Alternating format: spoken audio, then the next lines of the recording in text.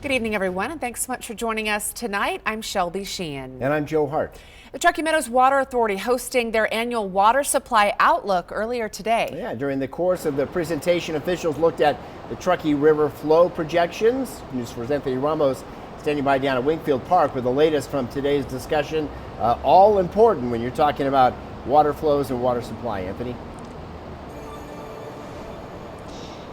Yeah, Joe, no doubt about that. And it's good news here on the waterfront. Of course, Truckee Meadows Water Authority providing an update earlier, and thanks to a wet March, after last weekend's storm, our snowpack has reached that average level. That's, of course, right where we want it. And in fact, as of yesterday, the snow water equivalent, or the SWE, for the Lake Tahoe Basin is sitting just over the average at 109%.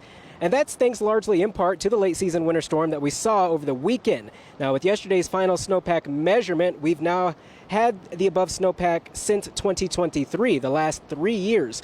So why is it important? Well, it all has to do with runoff. Snowmelt from the Tahoe Basin runs off into the Truckee River, which supplies between 80 and 85% of our drinking water. And typically, a normal or above average snowpack year leads to average runoff for the Truckee River. Here's senior hydrologist and watershed coordinator Cara Streeland with the Truckee Meadows Water Authority. Remember, January was super dry, and so we had weeks with no precipitation, so we really dropped below average for quite some time. And then we were fortunate to get some February storms that boosted us back up to average.